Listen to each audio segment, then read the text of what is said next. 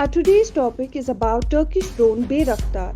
We will understand how these drones used by Ukraine completely failed against Russia. When Azerbaijan took over the skies in its fight with Armenia or the disputed enclave of Nagorno-Karabakh last fall, winning the air war with commercial Turkish and kamikaze drones, one thing started to become clear to US Army strategists. It's become easier to hunt and kill troops than ever before, and to do so on the cheap. Drones have helped the numerous wars in recent times, the latest being the Azerbaijan-Armenia conflict, where they proved tremendously effective against armor and artillery. It was said that drones are making tanks obsolete, but these drones failed against Russia as the operational range of Bayraktar drones is limited. During the fight between Armenia and Azerbaijan, it was suspected by few that Bayraktar alone is not much efficient as expected, so initial blows during this war were caused by Israeli Harop drones. The IAI Harop is a loitering munition developed by the MBT division of Israel Aerospace Industries.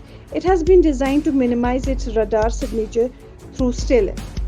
This anti-radiation drone is designed to target enemy air defense systems in a first line of attack, so it's neutralized almost all the air defense systems of Armenia, which make work for Bayraktar thoroughly easy. After this, the marketing techniques made Bayraktar drones acclaimed in public.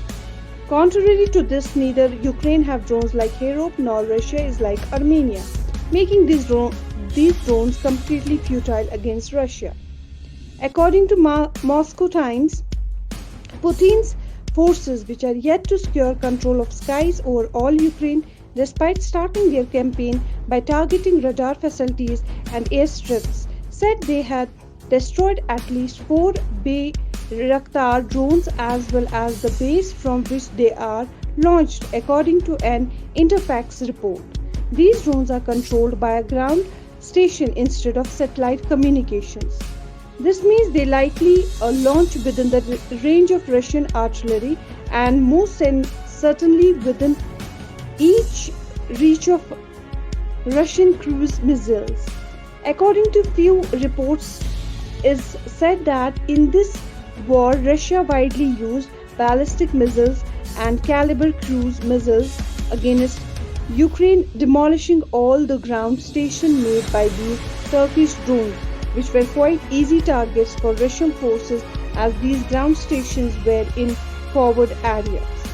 American Predator and Reaper drones have their ground station located in USA. So the American forces control these drones from their native grounds, while these drones maneuver over the countries like Middle East, Syria and Afghanistan. This is because they use SATCOM communication system. SATCOM, which stands for Satellite Communication, is an artificial geostationary satellite that facilitated wide area telecommunications by receiving radio signals from Earth, amplifying them and relaying them back down to terrestrial receivers. Communication satellite allows military units to plan and coordinate their infantry and units in the field.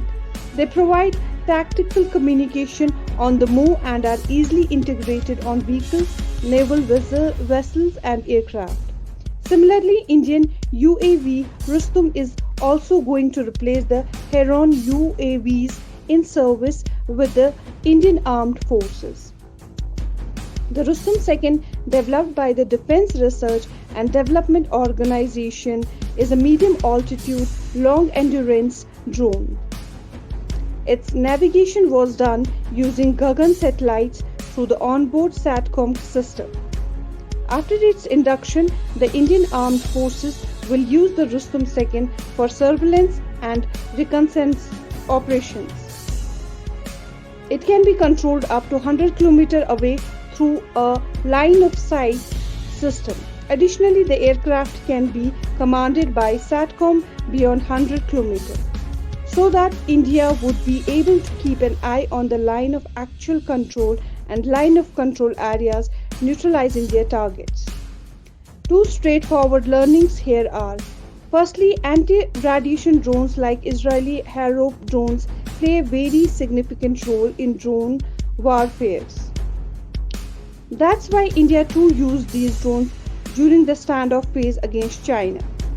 Secondly, armored formations, that is, tanks, infantry, combat vehicles, and armored personnel carriers, won't go obsolete anytime soon.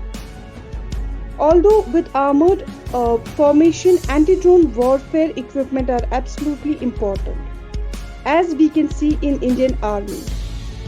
Future infantry combat vehicle and future ready combat vehicle have anti-drone component added in it, which is an integral part of their system and is going to continue further.